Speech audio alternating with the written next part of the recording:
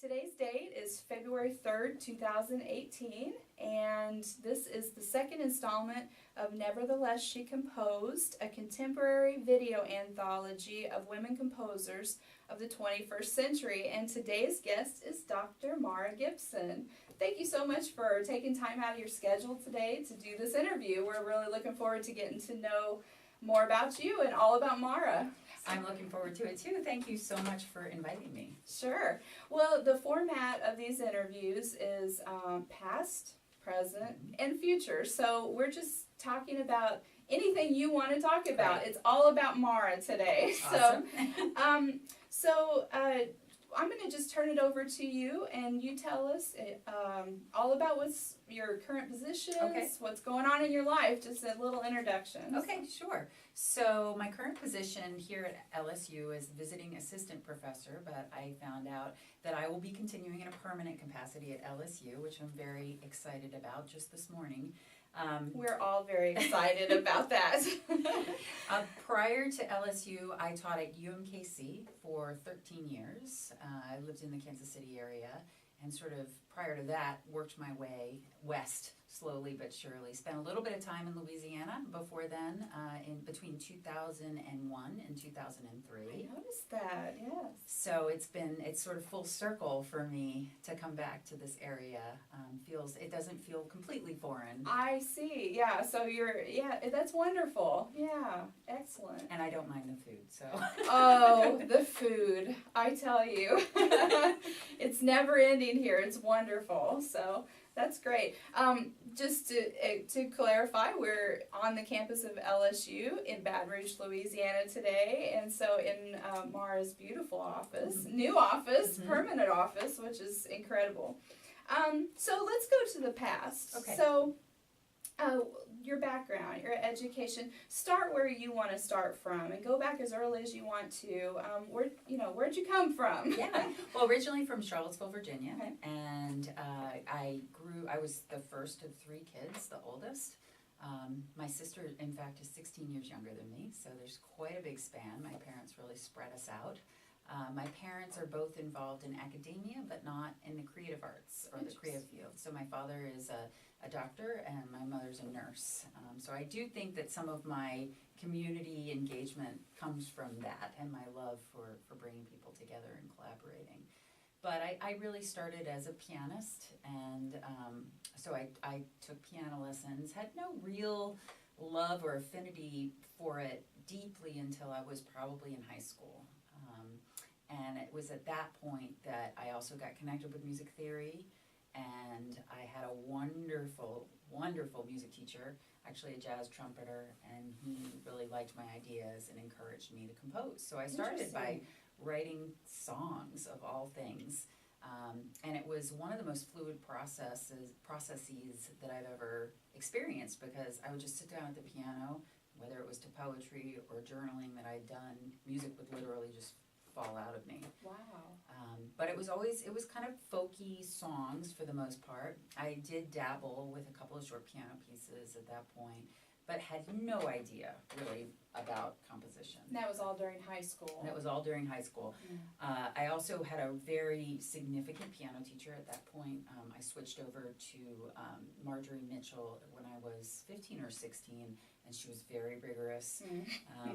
Terrifying, in fact, don't we? For a long time. But she really functions, in retrospect, as a role model for me, because she was one of the first female concert pianists to really make it in the 50s. Oh. And so she was tough. She lived by herself. She ran her own studio. So she was just a real inspiration to me. Between she and John Durf, my music teacher at high school, I really had great mentorship early on. And that's a lesson. My piano teacher as a child is a huge influence for me, and I've taught piano for 20 years. Never underestimate your role as a piano teacher. It is never to be underestimated, because I hear that so often, influences from that childhood piano teacher can really, you think you're just taking piano lessons, but you never know where that can end up. And I try to remind myself of that, of those 20 years. It's easy to think your role is sometimes small, but it's not. Right. Yeah, it's definitely not. I mean, I remember writing my college essays on her, as the person that really shaped me into who I was. Thank you, Sarah Circus Getter from IU in Indiana. We'll plug for Sarah Circus Getter. So that's great. And then from there, so I went to a really small high school. It was a friend's school. And so there were, I think, 20 of us in our graduating class, which was a big class for that school. That's interesting. You don't hear that too often. No, it was a Quaker school, and it was a really good fit for me. It was very creative and very community-based. So when I was looking at schools, I knew I didn't want to go to a really big school, because I'd been in this pretty small environment, at least for high school.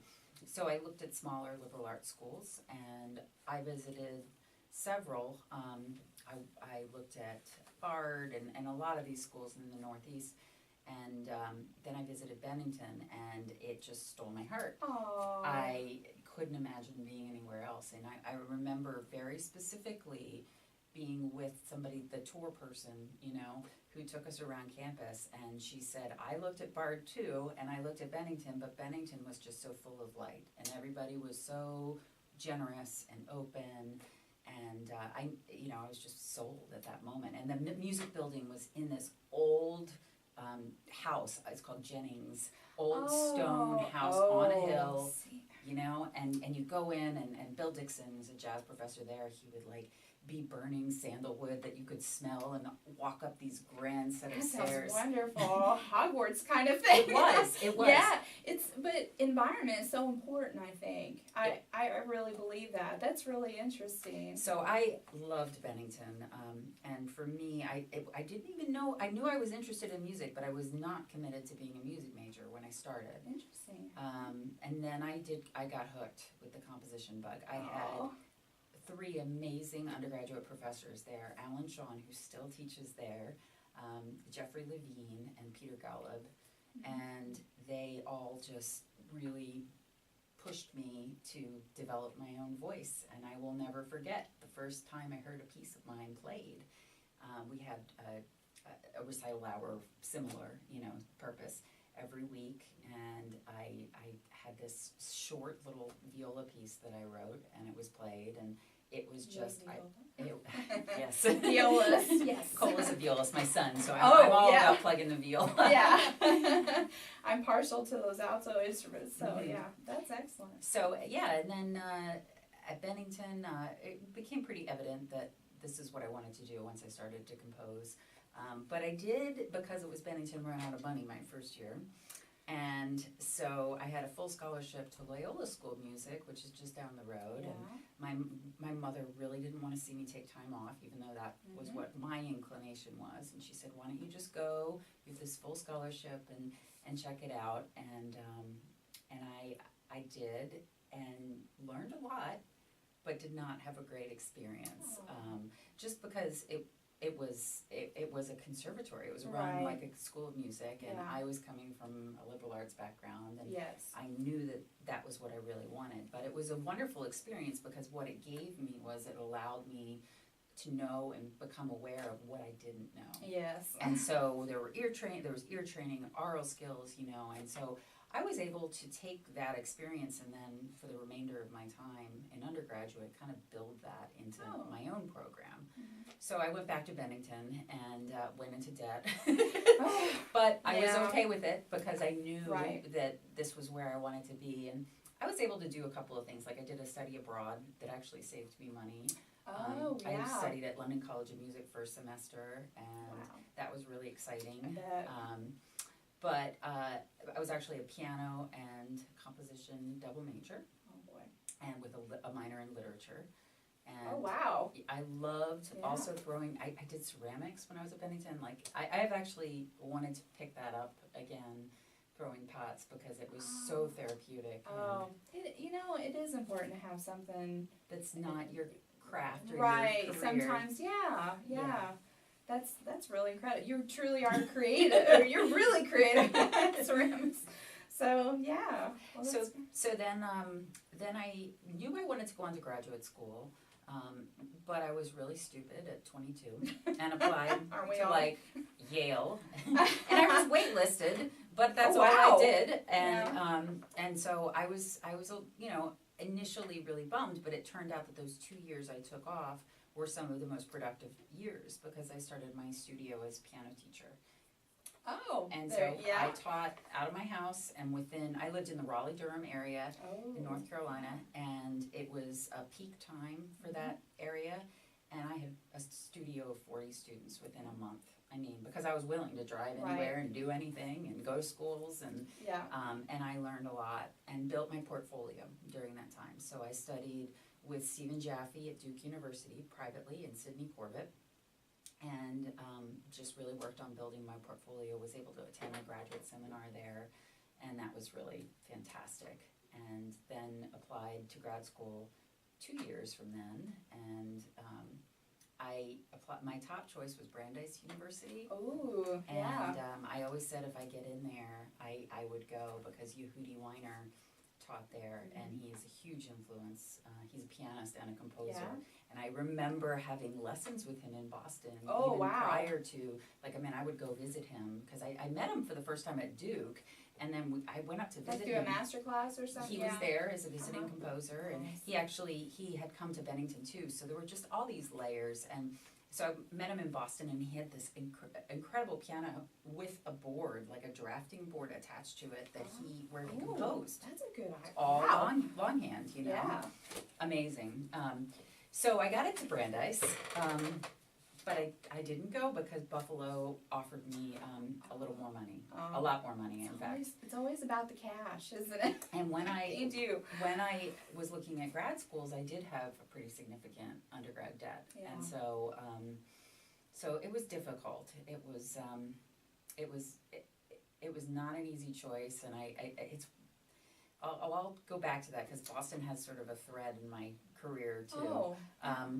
But I'm glad I went to Buffalo. I had great teachers there, Mhm. and I was accepted directly into the Ph.D. program, Oh. which was right. also a Yeah. big factor It for me, is. because it was a shorter period of time, and it was all Yeah. consolidated. So Yeah. I was there for 5 years, during which time I studied under David Felder, Mhm. and I was one of 2 women in the program. Amy Williams and I were there at the same time, and she's my very dear friend now and colleague.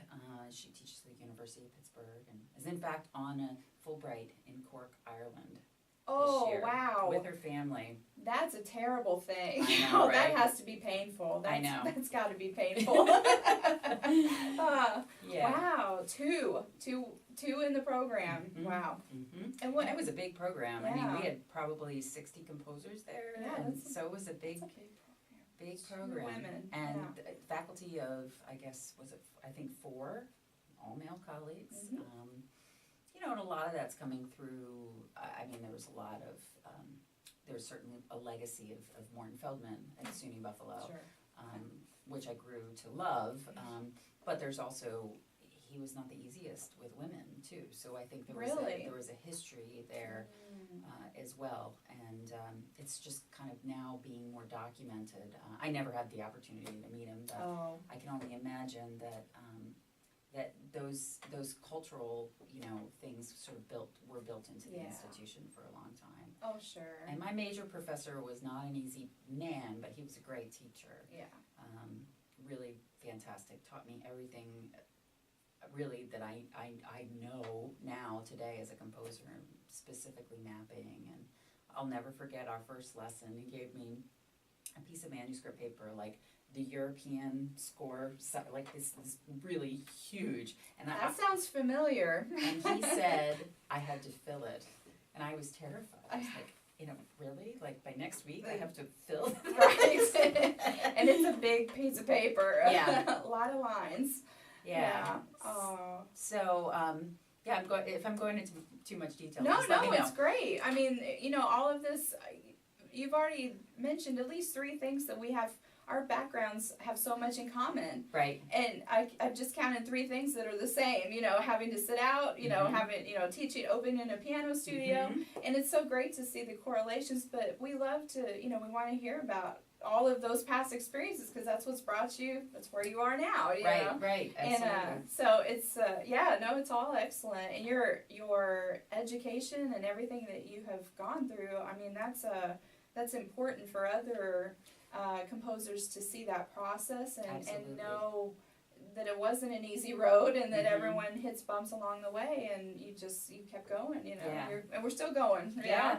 So that's great. Well, let's move on to the present. So we just talked about your new post here at LSU. Currently at this time I'm a Ph.D. student here at LSU. I study with Maestro Dinos Constantinides. But obviously we'll have much more time together now, and absolutely looking forward to it. We were involved in the interview process. The grad students got to observe master classes, and you were kind enough to look at a piece of mine. And it was a pleasure because I hadn't really been too familiar with I know, music. we're just kind of busy, aren't we? So, but it was a great master class, and really appreciated it. So it's just been a wonderful week, and it's been topped off with this wonderful news of the permanent position. So present, what about, so we talked about your new academic post. What projects are you doing right now? You've got so much going on. Oh, holy cow. Yeah, so, I just finished my second CD, which I released through Parma Recordings. My first CD I released through CD Baby, so it was a completely sort of do-it-yourself process. That was Artifacts, really highlighting a lot of my chamber music, going back as far back as like 2009. And then I had this surge of work between 2015 and 2017. I was going through a lot of personal difficulties, and I in retrospect think my music helped me cope. Yeah. And it's funny how that works. I wrote, I think, 82 minutes of music that I also recorded on the Parma CD within the span of a 2-year period. Wow. And I mean, it was unhealthy at times how much I was composing and working, but it really saved me. It really saved me on many levels. Yeah. So that I just finished up, and I was really thrilled to get a review by Gramophone last week. Excellent. And that was sort of my main reason in using Parma, because I with the do-it-yourself CD, I mean, I could do it. I could get people to help me with the cover design. Sure. And I had a great recording engineer at UMKC that helped me with both CDs, so we didn't really need a master of recording. I see. So we were able to cut some corners. But what I really wanted from Parma was review, and I told them, this is what I'm going in. I'm willing to, because there's a fee involved. Sure. And when I went out to the MacDowell Colony in 2016 as a resident, Parma contacted me. They were about 2 hours away, and they said, we'd love to come meet you. And so I went to their studios, and they were just a small organization, really interested in promoting composers, and I fell in love with it. So that's when I committed, and I signed on with them. You sure see their name popping up a lot, all over the place. So that's excellent. Yeah. So that was a great experience for me. In terms of projects moving forward, I'm interested in doing a third CD in the next probably 5 years. Give myself a little bit of time. Little cushion room. You've been through a lot this year. It's been a lot. So I'd like to include more of my larger ensemble work. Oh, so great. I had one small piece that I wrote for orchestra. It's called a fanfare, which was performed here. Really old, like 15, 16-year-old piece. Yeah. It's really fun to revisit. That was a fun piece to experience. Yeah. And then I did a wind piece a couple years back with dance. And then just this last summer, I had an opportunity to be the composer in residence at Beaver Island Music Festival. And so I wrote an orchestra piece that they commissioned me to write, the Beaver Island Cultural Arts Association. Is that up in? Way up in Michigan. Michigan, yes, so yeah. like on the border of Canada and Michigan. Right, yeah. But it's a wonderful festival, amazing program. I'm most impressed by the fact that the community members would just come out, and they essentially the festival took over the island for a week, and so I had a host family that I stayed with. I was right on the beach of Lake Michigan. I had my own private beach. How long ago was This that? was last August. Just last August. In fact, when I was there, I got the job offer here, and I was premiering my piece. When it rains, it pours, right? So it was a nutty time, but I really got the bug for writing orchestra music, and I chamber music will always be my greatest love, but the palette is so enormous. I got that bug during my master's, so I know there's so many possibilities. Yeah, so many colors. That's awesome. Looking forward, I'm doing a piece that came out of some folks that I met there. A commission for tuba and unusual pairings. Go tubas. For Brian Smith, who's based out of San Diego, and he has this very bizarre instrumentation that he wants me to couple. The tuba will be the consistent line throughout, but there's also accordion, bass clarinet, cello, just very bizarre mixture. Love it. So we're doing sort of a vaudeville theme. Yeah. And we're going to be using some quotations as the backdrop for the piece and some poetry, and it's a lot of fun. Very different from what I just came out of working on the preludes and the orchestra piece. So looking forward to that. I've got a couple of smaller commissions that I'm working on ironing out right now. I've got a violin solo piece. I'm writing a piece for Brett Dietz and the percussion ensemble here. Oh, Hammer Rouge is so good. And they're so excellent. I'm so excited. And then eventually, sort of down the pike, I'm hoping to write a bassoon concerto for Daryl Hale here. So. Another excellent option. So yeah. That's kind of what I'm doing right now. And I mean, the last year has been really dedicated to marketing my CD and teaching. Sure. I think of it like, and I think I said this in my presentation for my interview here, I think of myself as doing three things, and it's like a tricycle. So there's always composing, there's always teaching, and then there's always building new audiences. It's a big part of what we do. Yeah. And at any Probably given the time, hardest part. at any given time, there's usually something that's dominant, and I would probably say that composition has been that for the last 2 years, but then teaching shifted into that dominant role. And I truly love to teach. I get more out of teaching than I do sometimes sitting alone and composing in my silo, Absolutely, yeah. It feeds me. And so I can't imagine, separating those two things. You learn through teaching. Absolutely. You learn through teaching. End of story. I mean, well, not end, but yeah, absolutely. So I'm leading here. You've mentioned in earlier in the year that sometimes you compose at 4 a.m. Yes. This is the case. This is the case. I am interested in that because that's just one of those dedication things that and it's going to be really critical now that you'll be full time. Here you're going to have to carve out that time. Absolutely. So on a scale of 1 to 10, where does that rank for you? Is setting that aside? It's hard. It's precious. Are you a morning person? That's a long question. I did not used to be until I had my son, and that sort of forced me into being a morning person. Right. But it's interesting. Whenever I've been on residencies, I regress into that evening person. Right. I just am productive at night. Yes. But I can make myself productive in the morning if it's the only quiet time that I have. Yeah.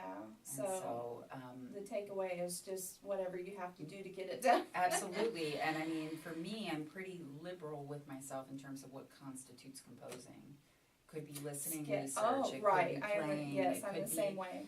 It's just my time, my special time. And a couple years ago, I moved my piano in Kansas City into a separate room, and that helped because I could close the door.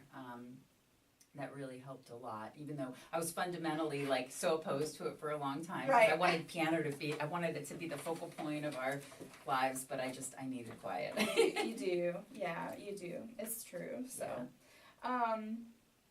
so the big deal with you that that had me hook, line, and sinker is your collaborative visions. Talk about how important collaboration is to you. I enjoy the same things, so it's huge. Yeah. Well, I mean, all of my career has been based on collaboration in the sense that I've worked with some of the same people over and over again, and my world kind of keeps getting bigger, and it's amazing how small you realize it is, Right. you know, once you're at a certain point. And I've just had the pleasure and honor to work with people that have had synergy with me and my ideas and are passionate about what they do, and that's kind of my gauge. Yeah. You know, I'll work with you if you can put up with me and there's some spark Right. there, you know. Yeah. And so there have been a couple of critical people in my history that way. For example, I met Michael Hall in Thailand, of all things. Wow, yeah. And then I heard him play. I knew I wanted to write him a piece. It didn't happen for a couple of years, but I got a commission from the Nelson Atkins, and he came and premiered my viola piece, Canopy, with Fixed Media, and that just led to a whole, I've now written 5 pieces for him. Yeah. And he's been on both CDs. He's visited the workshop. He's coming down here in March. He is. Yes, That's going to he's be an gonna- exciting time. Yeah, Playing we're on looking forward to that. My faculty recital. Yeah. And then other people, I met Megan Enan through him, and in Vienna, of all places. You know. That's terrible. And it was, that talk was about, dramatic. talk about synergy. Oh my gosh. So man. Michael and I were there on tour, and Megan had just met Michael at the New Music Gathering, which was in San Francisco the first year. It was at Peabody the second year, and Bowling Green this last year. And I think it's going to be in Boston. Hi, this Dr. Lainey Lilios. Yes, yeah. Who I met, Yeah. actually, well, the first time when I was in Bowling Green last year. Plug, if you missed the first installment of NSC, Nevertheless She Composed, Dr. Lainey Lilios is NSC-01. You can watch her interview on YouTube. So Excellent, yeah. yeah. So anyway, long and short of it, we met, and she met us for coffee, and we ended up just walking around, looking at the opera house, and we walked into Stephansdom, the big cathedral in Vienna, and Bach's Toccata in D minor was playing, and we were like, the three of us just looked at each other like, what does this mean? happening? This is like, it was pure magic. Aw. So at that point, we decided we were all going to work together, and which we did, and those two have really played a big role. But then Yeah. I met Michael's neighbor, who was a conductor, and through my connections with Michael, Robert invited me to do this orchestra piece last year. And so, I mean, it's just, in my history with SUNY Buffalo, and literally keeping a folder of every performer that came across my hands and following up with those people, at least the ones that I could work with. And sending updates to my mentors. Like, I still have letters from Yehudi Weiner. I mean, he handwrites his letters and always puts a little bit of music in, handwritten, every letter he sends me. It's so amazing. Yeah. But I mean, that time is, and just putting the time into that has been so filled with reward. Well, I think the collaborative side, as composers, I catch myself sinking into myself so often. We kind of can lead a reclusive life, and depending on your personality or just what your life is in its stage, it's so easy to do that. Absolutely. And this project actually is kind of, birthed from that idea of just reaching out and connecting with people. I realize how disconnected I am from other women composers. And it's not by choice, it's just, your lives get filled, and you realize that you're not reaching out. And that collaboration is just so important. It can be exhausting and overwhelming, but at the same time, it just continues to build bridges and links and chains down the road, and it's your activities just show an enormous arch of connection and collaborative creativity that I think is just really important for everybody, students and composers, no matter how from what stage you're at in your career. Mhm. You know, I think that's so important to highlight. Yeah. Well, so. thanks. It's been a work in progress. It is. I think collaboration's harder than trying to do it on your own in It's some messy. ways. It's It can messy. be really messy. Yeah. And some Yeah. of the collaborations I've learned the most from were failures. Right. So I really encourage students to take that risk. And Yeah. for me, working outside of disciplines is also really important because I'm able to bring something then back to my music. Yeah. So that's been super helpful. But There's a collaboration happening now here at LSU between the composers and the dance department. We've got actually a couple of things. We've got the dance department, and that's and the composing studio, and then we also have a poet, Right. Ava Heyman, Uh-huh. who's a poet laureate, and she volunteered 3 of her pieces to, I think it's a total of 13 composers, and we paired them with singers. Yes. And in April, they'll have their pieces performed. So you have 3 medium there all together in one project, and that's gonna be an amazing experience. We're really excited about it. So. Yeah. So, well, it's we're in the second semester of this year, and what you've accomplished here, just even as a visiting professor at LSU, has been just mind-boggling. The new Music ensemble. the Constantinides Yes. music ensemble is underway, and you're overseeing that, correct? And so I am. That's and so going well. It's going really well. Yeah. I'm. That's another bit of collaborative thread, you know, Yeah, to my work here for and sure. the laptop orchestra, Mhm. that's an incredible program as well Mhm. here. Well, and that was totally out of my comfort zone. But somebody was on leave, and Steve Beck needed some help, and Right. so it was a wonderful learning opportunity Sure. for me. Yeah, and it's just been great. So, okay, so obviously the title, Nevertheless She Composed, is a little loaded, and so let's move on to maybe what's been a little more of an emotional topic for us to talk about, but women in composition. Women composers, and so let's just open it up. We're just trying to open it up and see where this conversation leads. I think we're both on the same side of things, and so was Dr. Lilios. We talked about we're proud to be women composers, but we don't necessarily see needing that tag, to be a composer or to make us ourselves apart. Right. We're interested in being masters of our craft and being strong composers regardless of gender. And so, but at the same time, history shows, that the platform for women composers is still today slightly slanted at times. And so there is this big movement currently that we're seeing, and I have seen, I've been in academia for about 10 years now, and I see a huge shift. Absolutely. A huge shift since 2007, and that's a whole other story. But I see a huge shift in the last couple of years about the platform for women composers, probably fueled by just the women's movement in general with the Women's March. I'm sure, just the women's platform is growing there. So we've talked about those things. As a teacher, as a professor, how are you seeing the numbers? You said you were one of 2. I think I was one of like 2 or 3 and a couple of times in my undergrad and master's program. Where do you see the numbers in the programs as you do these master classes, traveling to festivals? Well, I definitely see an increase, and one of the things that attracted me to LSU is it's pretty even here. Yeah, and that's really exciting. That was not the case at UMKC. Right. And I had a couple of really strong female students that, of course, I had a very special connection with. I think as a female composer, there's something that happens there that's deeper.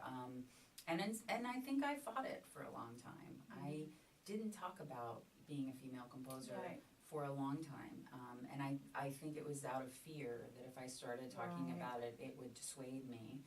So in graduate school, I purposefully didn't talk about it. Right. I didn't talk about it for 10 or 15 years out of graduate school, and then Christy Kuster inspired me with her article, Taking Off Her Pants, Oh. New York Times article. Yeah. And there were a couple of other, Ellen McSweeney did a couple of articles around the same time. This was right around 2011. And this was something I felt very passionately about, and something that I was ready to do at that point. So I wrote Skirt or Pants, How About Both, which was published through the New Music Box. And it was a really liberating process for me because, you know, as many art historians and music historians have said, art has no gender, but artists do. Yeah. And so there is a balance, and I think, to talking about that. Yeah. I frankly I can't go over, I can't get on board with some of the more adamant female composers. Mm-hmm. I'm in complete support. I'm on the Right, International Alliance of Women in Music. I adjudicated for them last year. I am a promoter of shifting that mentality in whatever way we can to move forward.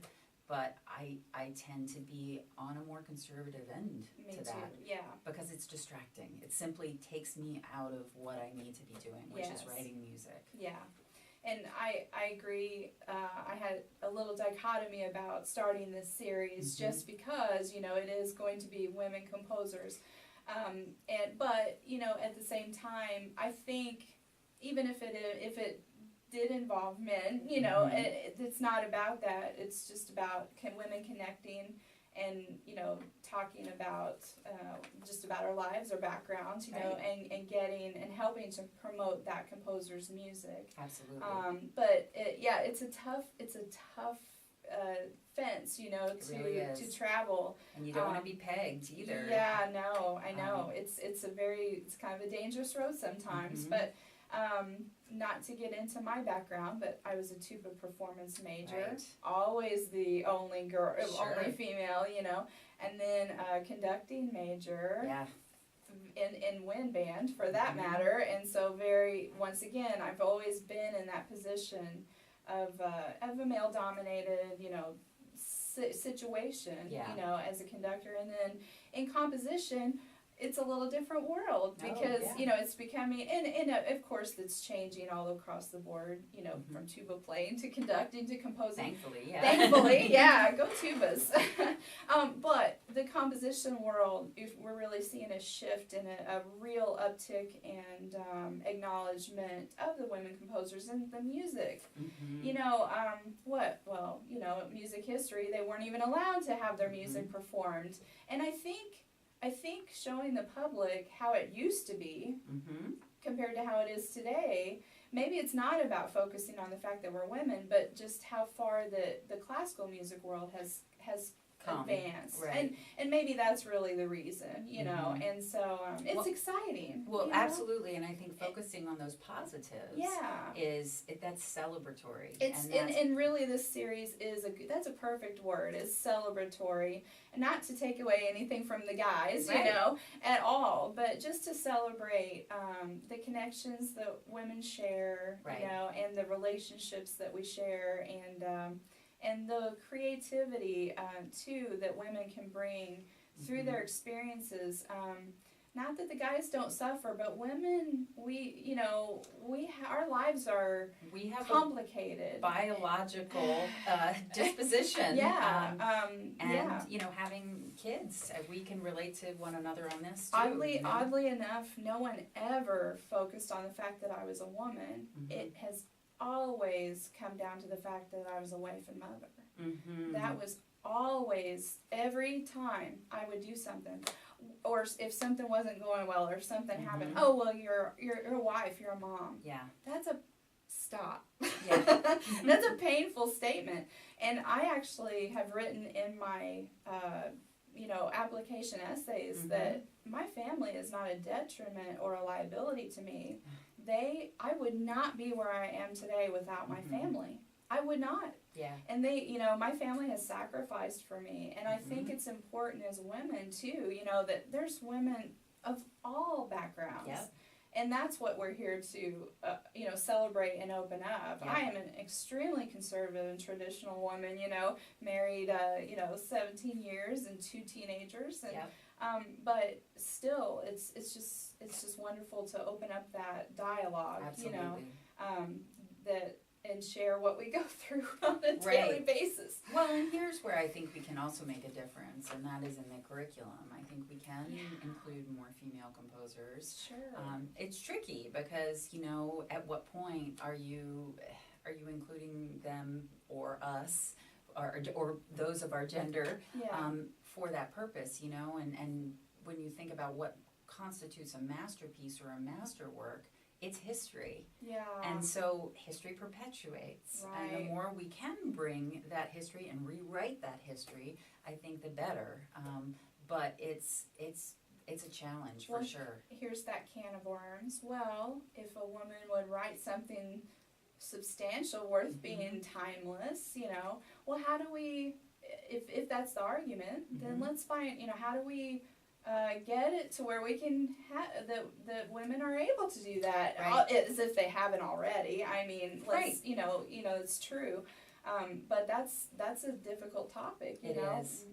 And I always said, sometimes when I'm at home and having to do domestic things, I'll say, I bet Brahms never had to wash socks or do the dishes, and things like that, and that crosses my mind a lot, and that it's not a new thought, many articles and many interpretations written about those topics, but I think empowering women too is Yeah. another critical component, and that is, role modeling. Yeah. So the more Would that you- high school girls can see that it's okay to be a composer, Yeah.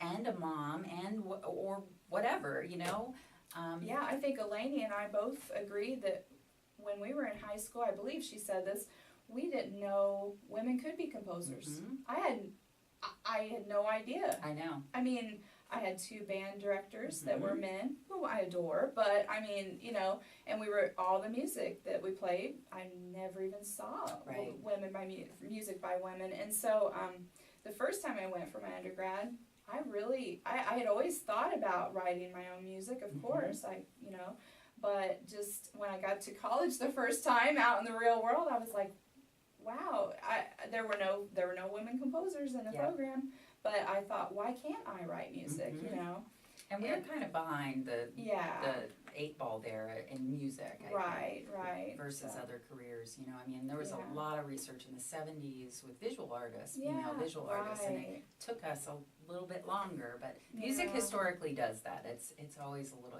it's the most abstract art, so it takes us longer, I think. Yeah.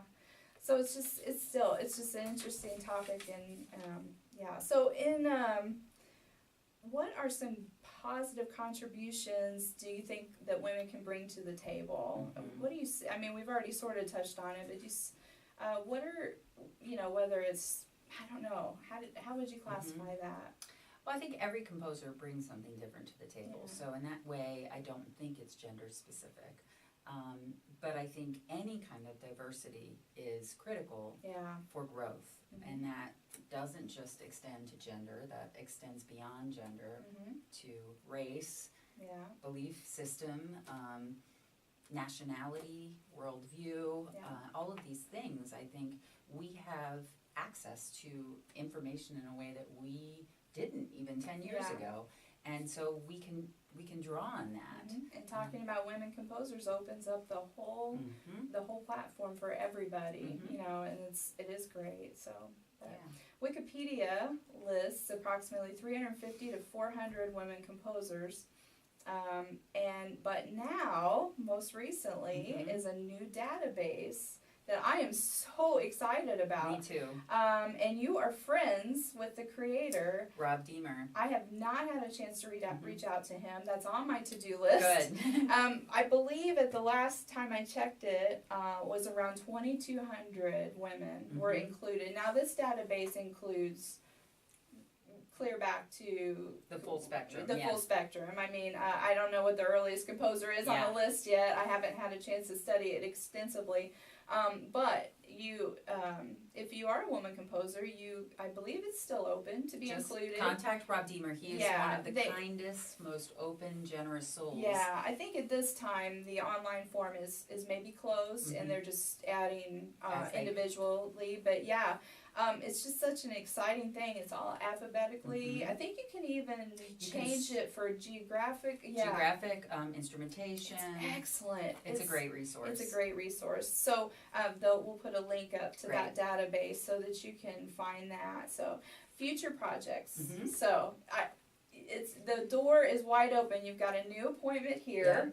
And so what's coming up? What do you? Well, immediately I'm going to move down here permanently. I've been this year splitting my time between Kansas City and Baton Rouge. So I'll be very excited to be here full time and have my son with me full time. So we've got 4 years until he goes off to college, and which is hard for me to believe.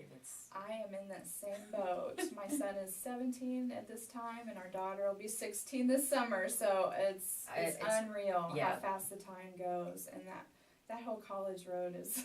I know. I just can't even believe he will be driving soon. I know. It's crazy. But I know. Anyway, you asked me about my future. It's okay. He's a big part of matters. All of this matters. He's a big part of my future, and he's adorable. By the way. He's getting taller than me now. I know. They always do. Mine are. Yeah. So long-term projects, as I mentioned, I'm working on this percussion ensemble piece. I really would like to do more in the orchestral realm. Ultimately, I'd like to write an opera. Oh, yes. And actually, I'm in communication with an artist I attended the MacDowell Colony with about putting that, dreaming something up where he would write the libretto and I would write the opera. And we brainstormed on a couple of ideas. I think we left it at the death of an adjunct as our topic. And so many will relate to that. Yeah, and we like the idea of it being in a non-traditional venue. So doing an opera in a bar, or something that was a little bit more portable. So I'm excited to do that. I mean, that's kind of longer term out, but I also am more excited to continue to integrate electronics into my work. So that's been a dabbling, and it's not something I did a lot of in graduate school. No. I got into it after graduate school, and I got into it on my own terms. And it's something that I would like to do to a bigger scale. So like the orchestra pieces, maybe orchestra and electronics, maybe opera and electronics. That's something that really fascinates me. Definitely in the right place for that. I am blown away by the electronic music department here at LSU. In the opera department. It's just unbelievable. I know. We want to carve out a whole another 24 hours a day just to have time to do it reach all. into that. So much here. So the program, that program's just excellent. So any festivals? Yes, thanks for reminding me. So I'm going to be a resident composer at the Charlotte New Music Festival. Yes, this summer. I'm hoping that I will bring a festival here. That's one of my goals for the next 5 years here at LSU. I think there's it could be an epicenter of new music. Our band, we've got band directors that are on that promote new music, arrangers. Professor Dietz is a composer as well as a percussionist. I mean, lots of new music here already, and finding a way to fuse that and let the world know that Baton Rouge is a center for that, I think could really open things up. So that is one of my goals in the next 5 years is to get that up and running. I think it'll be great for recruitment. It'll be great for exposure for the city. Absolutely. And not to keep driving the gender thing, but this year, Maestro of the LSU orchestra, he had made a commitment to perform at least one piece on each by program. a woman composer on each program this year, which, I mean, that's still a nice gesture. Absolutely. I mean, and the music is incredible, and so, but the creativity and the environment for women here at LSU is wonderful. It is. It's very fostering, it's very nurturing, but tough at the same time. No babying around here. Right. I mean, and so it's and I find that encouraging and exciting. So good. It's stimulating. I think we as composers are lifelong learners, and we are. it's nice to be in an institution that promotes Yeah, that. right. So your website is? MaraGibson.com. Okay. I have 2 CDs. My first is Artifacts, and my second is titled Skyborn. That's also the name of a track on the CD. And that's available through Nirvana Records and Parma Recordings. Right. And so we'll have links to her website and recordings and all about Mara. And so thank you so much for Thank you. today's interview. It's just been a wonderful hour and enjoyed it so much. And can't wait to see these next years here at LSU and everywhere that you're across the country. So Thank you so much for having me. all right. So, visit the YouTube channel for Nevertheless She Composed. My name is Liz Knox. My website is elizabethaknox.com. And so keep coming back for the next installments. So. Go Liz. Yeah. Great project. Thank you. Thank you. I left the biggest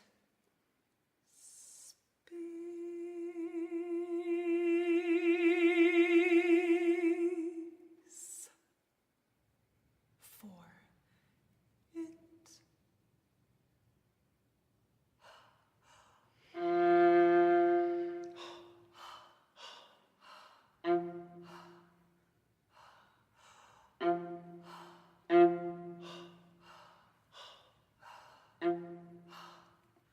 Have A hard time